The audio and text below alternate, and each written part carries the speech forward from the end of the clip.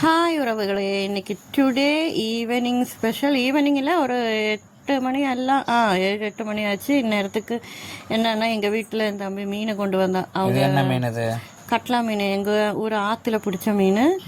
அவனை ஃப்ரெண்ட்ஸுக்கெல்லாம் போய் நைட் நேரம் ஆனால் அந்த மழைக்காலங்கிறனால கொஞ்சம் மீனுகள்லாம் வரும் ஆற்றுல. அதனால் அவங்க போய் வலை போட்டு பிடிச்சி கொண்டு வருவாங்க.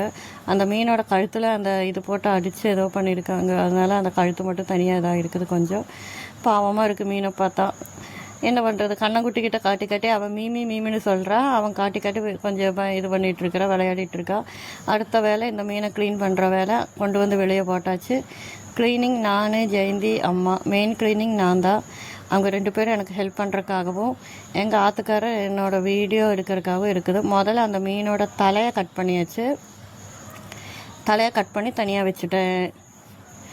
அந்த தலையை கட் பண்ணி தனியாக வச்சதுக்கப்புறம் அடுத்தது என்னென்னா அந்த மீனோட செழுக்கை, அது செதில்கள் அது எங்கள் ஊரில் செழுக்கான்னு வரையும் செதில்கள், அதை வந்து எடுக்கிறோம். அதை வந்து இந்த கல்லில் போட்டு நல்லா உரமான கல்லில் போட்டு உரைச்சா வந்துடும். ஆனால் நைட் நேரத்தில் இருட்டில் போய் கல்லை தேட வேண்டாம். அதனால கல் இருக்குது, ஆனால் கொஞ்சம் இருட்டுக்குள்ளே இருக்கிறனால அதில் போய் தேட வேண்டாம்னு சொல்லி முன்னாடியே அந்த இதில் வச்சு கத்தியிலே வச்சு நான் சுரண்டி அந்த செதில்கள் எல்லாம் எடுத்தாச்சு.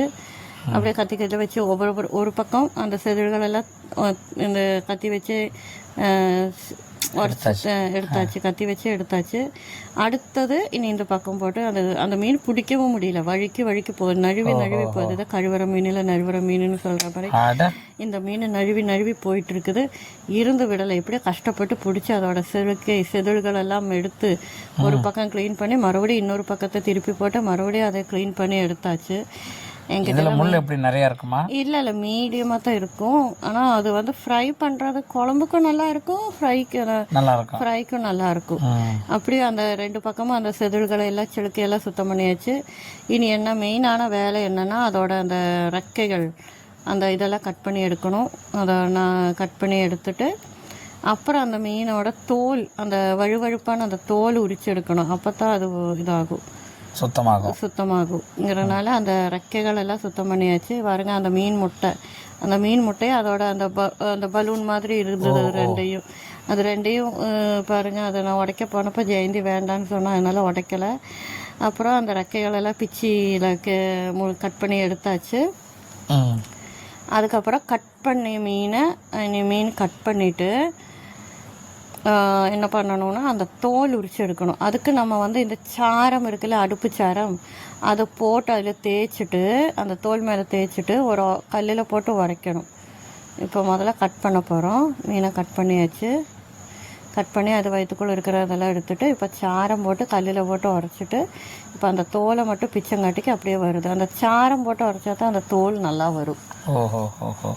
இப்போ தோல் நல்லா உரிச்சு எடுத்தாச்சு. பாருங்கள், இந்த தோல் நல்லா வருது, ஈஸியாக வருது. டெக்னிக் தான். ஆமாம், இந்த சாரம் போட்டுட்டு ஒரு கொஞ்சம் கல்லில் போட்டு உடச்சி அந்த தோல், இல்லைன்னா அந்த வழுவழுப்பான ஒரு இது இருக்கும் அந்த மீனில், அது போகணுன்னா அந்த தோல் தான் வருது. எப்படி ஒரு பக்கம் க்ளீன் பண்ணியாச்சு. இனி இந்த பகுதி அதே மாதிரி அதை கட் பண்ணி எடுத்து அந்த தோலெல்லாம் உரித்து எடுத்தாச்சு. இனி என்னென்னா அதை குட்டியாக கட் பண்ணி கழுகி எடுத்தால் போதும். கழுகி சுத்தம் பண்ணியாச்சு. இனி அடுத்தது அந்த மீனோட தலை பாகம்தான், அந்த தலையும் வெட்டி சுத்தம் பண்ணியாச்சு. தலை நாளைக்கு காலையில் தான் குழம்பு வைப்போம். மீன் கொஞ்சம் ஃப்ரை பண்ணுவோம். நன்றி உறவுகளே, வணக்கம். வாங்க சாப்பிடலாம்.